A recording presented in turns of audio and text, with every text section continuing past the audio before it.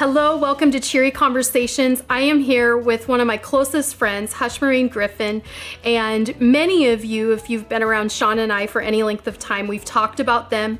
You may have heard Pastor Alan, Hush's husband, come and preach for us. He lifts people on stage. He carries them. He is known to take his clothes off partially on stage. Alan is amazing. And so we've gotten to share Alan with many of you, but Hush and Alan, even though they've been in town and frequented the exchange, you may have seen this gorgeous model-looking woman walk through the exchange, and that is Hashmareen. So Hush, thanks for joining us today. Hi, Pastor Sonny. Oh my goodness, I'm so excited to be on here. Yeah, this is a long time coming. So we're going to talk today about you being different. And actually, I started with this thought because you're a leader that doesn't come across like this great, strong, robust leader. And that's what I love about you, and people who have worked with you and for you love, is that you're this quiet, calm, gorgeous human. And actually, it takes about 3 minutes to know you're kind and soft-spoken, really, but you are such a great leader.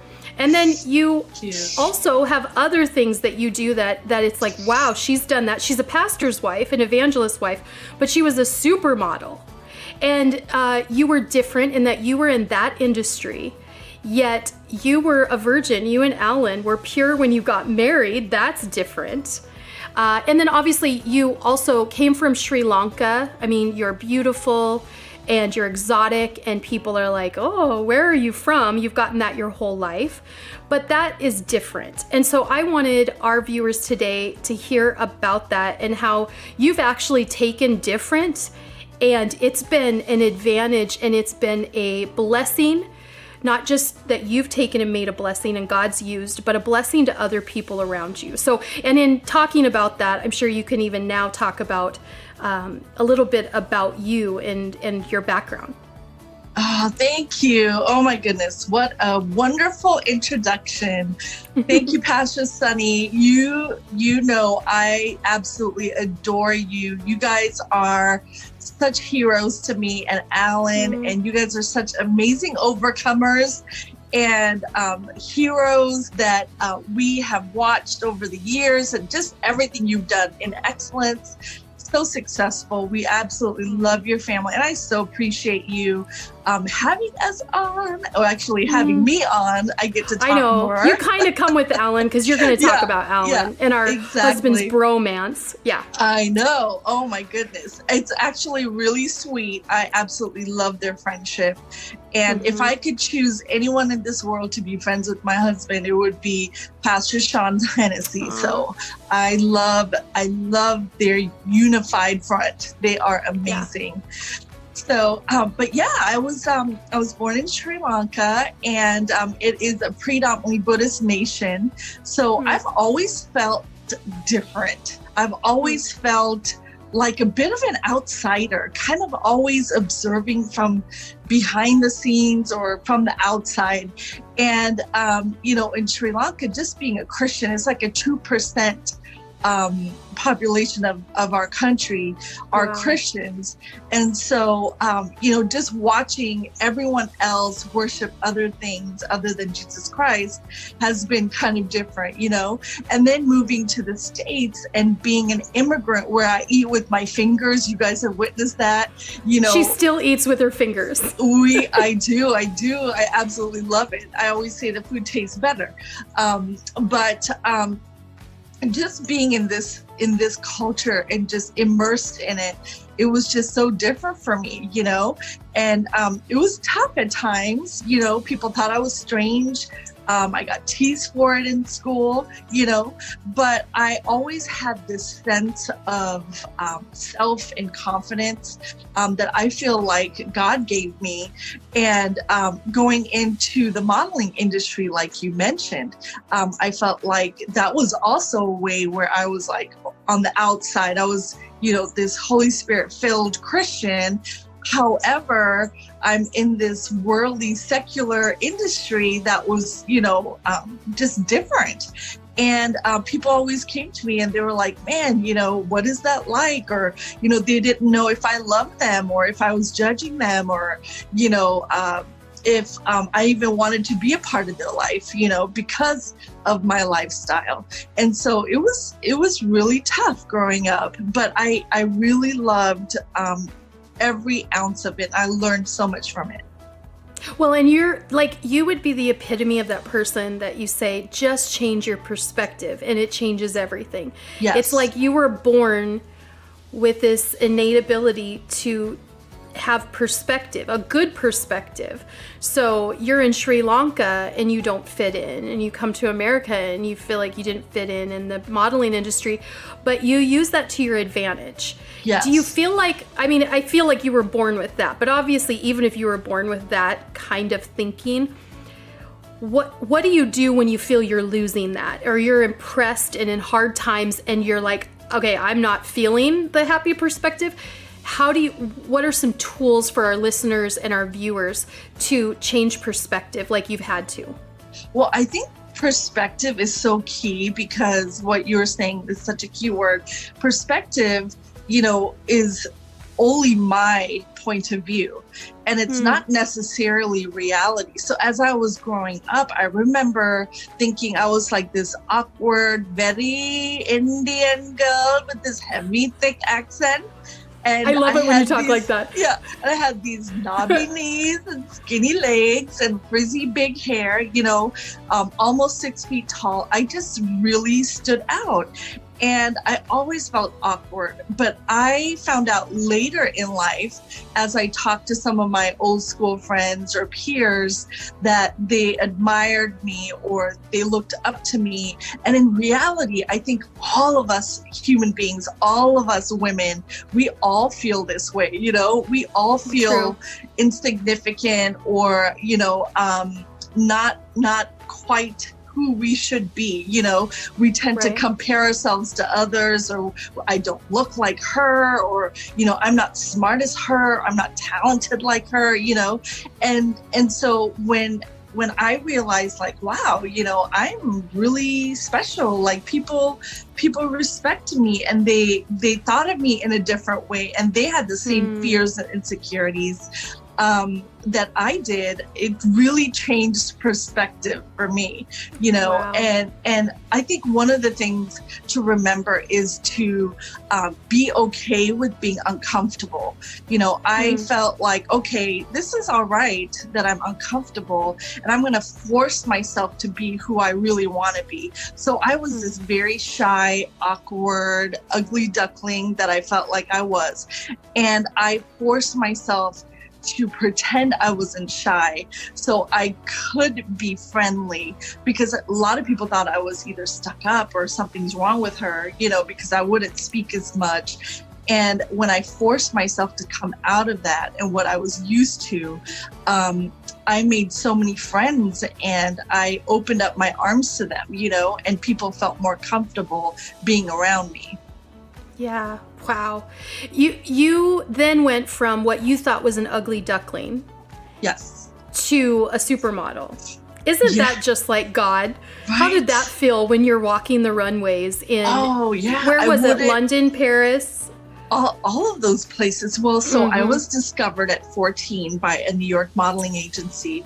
And through my career up to the age of 30, I got to travel internationally. So I've been to London and Italy and Australia and, of course, all the major fashion capitals of the US, like LA, Miami, and New York. And so what I stood out most is in the era that I grew up, during that fashion time in my life, was the 80s and the 90s, where you didn't see, a very exotic looking girl. You generally saw the all-American, or you saw a very classic Black beauty. And you didn't see that in between. You didn't see the Latinas, you didn't see the Asians, you didn't see, anyone that looked like me. And when I left my career, I had created a niche for a Wow. look that looked like me that clients would try to replace because I left the industry. They thought, You're oh man, kidding. yeah. I They didn't were know like, that part. Yes, absolutely. They were like, we need a girl that fills that look, you know? And so Wow. every city I left, they had to pull and find someone to replace that exotic look. So Wow. I So thought, let's camp on that. yes. Let's camp on that. You carved out a part of the industry for your look Mhm. when what you thought about yourself, which would be the devil, the enemy trying to speak that over you, ugly yeah. duckling, make you feel Completely. bad, that you not only go on to be a supermodel, but you carve out your specific look Yes. in the industry. Like, Yes. talk about the epitome of what Satan means for evil, God means for good. And it couldn't have happened with a nicer person Yeah. to do it. So, okay, Yeah. keep going on. So move on. Well- You went all the way to age 30 though. Yes, I did. Wow. I did. I had Israel, my oldest, who is 17 now, and you know, your body changes, and I decided that now it was time to kind of put my career aside and focus on family and be with my kids, and so that's when I stopped. But yeah, just being at that time, you know, the enemy is constantly putting thoughts, constantly putting doubts. Sometimes it's not even the world, it's your own battle in your own mind that you have, you know, and you have to keep the word in mind all the time. You know, when God says, I knitted you in your mother's womb, you know, he cares so much for us. He sings love songs over us. You know, he captures every tear we cry. You know, he loves us. He loves the smell of us, everything about us. And when you come to like true realization of how much God loves us individually, you can be so powerful. And when you realize how God loves us, our own uniqueness, and how he has set us apart, that we are weird, that we are peculiar, and that's okay. God can use that, and he will use you in a huge and mighty way, you know. That's so and good. once you are content and you feel good about that and really truly understand that, grasp that process, it can be so powerful. So good. And again, it's perspective, and it's, you had this great foundation. There's a lot of people who are listening and watching, they didn't have that foundation of God. But Right. of course, we have that opportunity every day. But it is so hard when we've been in a world of comparison. And like you said, it's not Sure. even just the world that told you you look different. It was your own mind and Right. the enemy in your ear. I often think about, I mean, I believe comparison is the great crippler, but I Yes. think when comparison cripples us, maybe if we're in the mode of comparing, the other thing, rather than just say, flee from me comparison, I'm not going to do it. What Yes. if we were equal opportunity comparers? And you Right. said this early on, I'll compare with those people I'm not as pretty, as skinny, as popular, as Right. well-spoken, but I rarely compare with the people who I'm more well-spoken and I'm further along in my Jesus journey and I do have a more solid marriage. Yeah. Not to judge them, but to know that I could have it better, but I could have it worse. So if you're going to Right. compare, you got to compare both ways. And you said that you realize there's people just as insecure as you in different ways. Yes. That right there is a tool to shift our perspective, right? Oh, completely. Yeah. Completely. And I think that, you know, once you really understand that concept, you can do anything, you know. Yeah. And as women, as just men in the world, or even in ministry, or, you know, in church, as we're growing in the Lord, you know, because I know there's so many people out there that are like, well, I didn't have that background, I didn't have that faith, you know. But once you understand how much God loves you, you can really come into your own. Yeah, for sure. So, Hush, I want you to talk about the fact that you are a leader, like you lead a ministry. You've started age out foster care Yeah. ministry, and you can be a leader. Yes. Well, I always mess up American phrases, but one of those sayings about you can gather catch more bees with honey, right? Instead of we say neem, which is bitter, but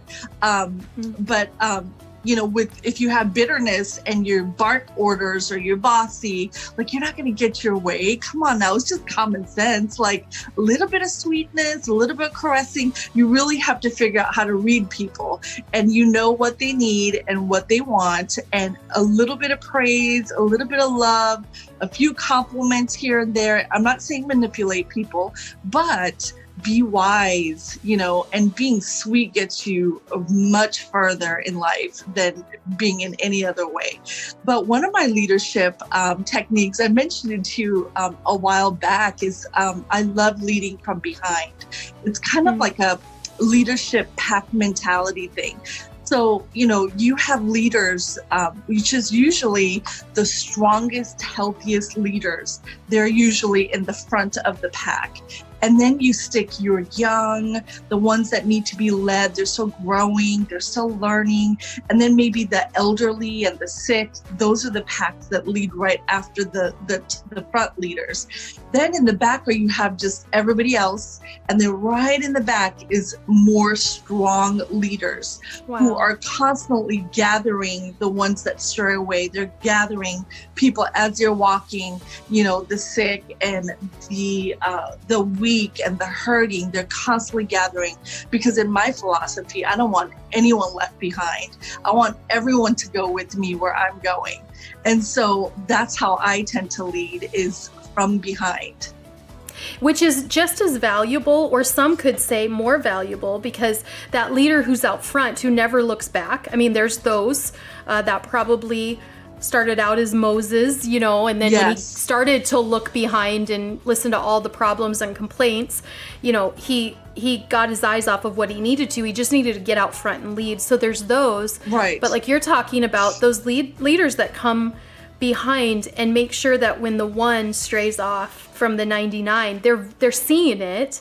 Because they're leading from behind, because you want that out front leader to keep walking, right? You do, that out front leader stops. We all just kind of, like little ducklings behind our mama, we all, fall down because it's a problem. So that's so good. Exactly. And we are all members of one body, and that's the body of Christ, right? And so all of us have a role, and you just figure out what your role is and what your strengths are, and that's how you lead. I know my husband and you, Sonny, and Pastor Sean, all of you guys are strong, upfront, forward leaders, but then what about the people in the back, so all of us leaders gathering around, is cause for a very strong, unified church body.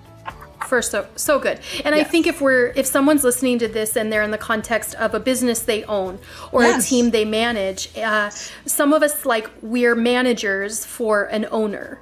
And so we're leading, but then some of us are assistant managers, or we're workers for a manager. So we're not the top of the pole, of the flow chart. But I love how you're contextualizing that, because I look at our staff and I want them to think like leaders. Now, we all have our own roles and our functions, and we need people who vary in not just their desire, but their gifting.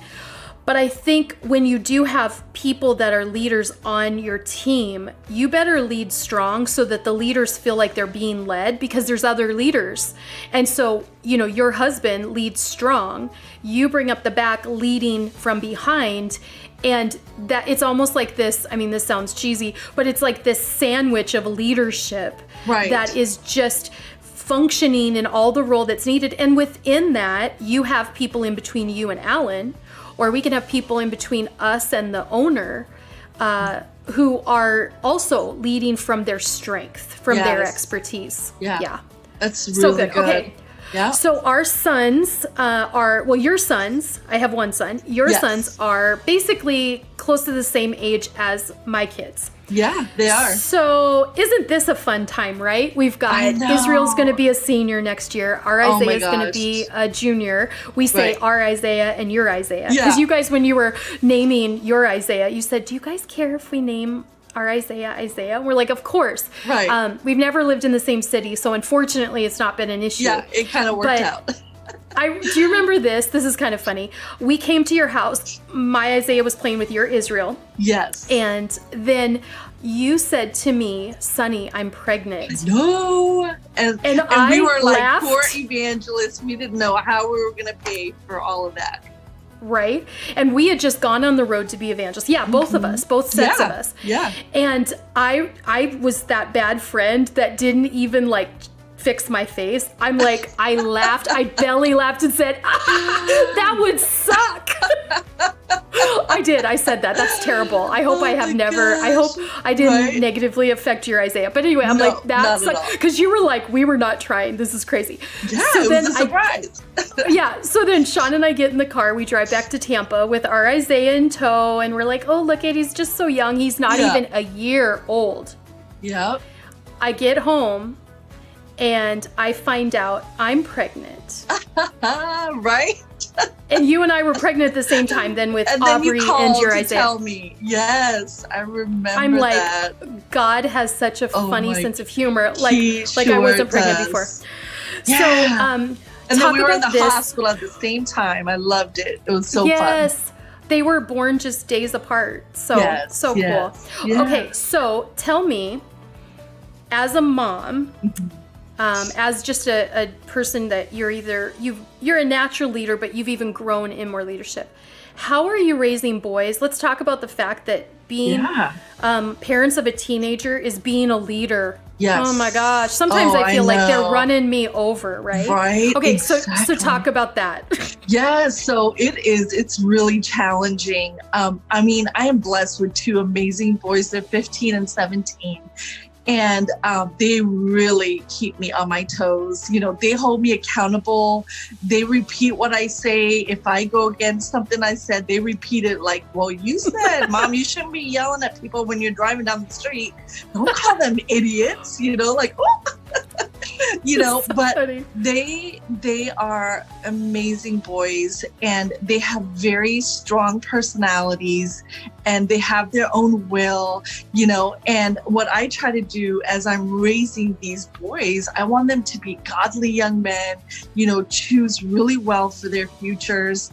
And but I don't want to break their spirits, you know. They need to know that I'm still the boss in the house while Dad's gone, you know. And when Dad comes home, we're both the boss.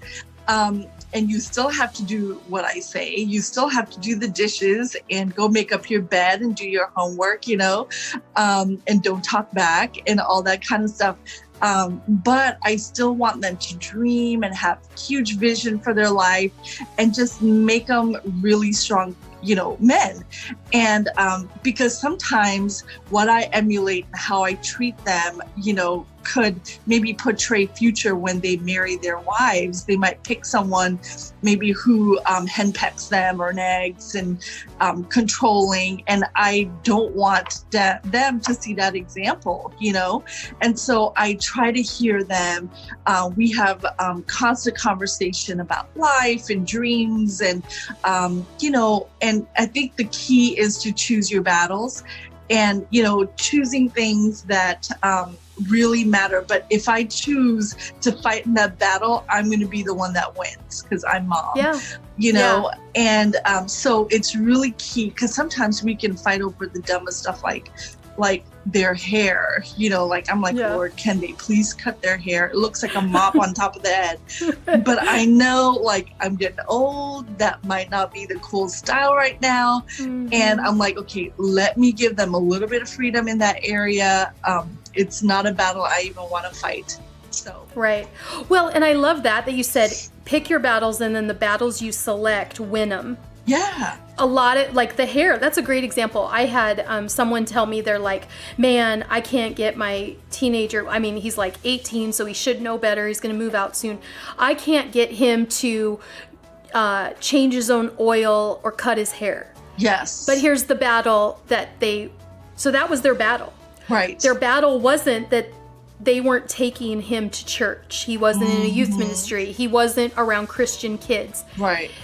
And I knew this person pretty close, so I kind of knew. And I said, I don't think that the reason he, yells at you or says I'm not changing my own oil or doesn't cut his hair, I don't think that the source of that is the hair or the oil. I think the source is he isn't seeing you be a Jesus person. He isn't seeing you kind of have this moral compass, this standard. So he's just all over the place. And then the battle you want to fight is over the hair. He's 18. It's hair. Exactly. But if the battle were you are going to, you don't have to have a relationship with Jesus, but I'm going to put you in a position to learn about him. Yeah. You're going to, you're going to watch this or you're going to attend this. That's a battle I'm going to win. If my kids didn't want to be a part of our church service and online and come into the living room, we would barrel roll them down the stairs that they're going to hear it. That's a battle we're going to win. Not that I don't understand why Aubrey wants to be in a sweatshirt all the time, So I love that. So,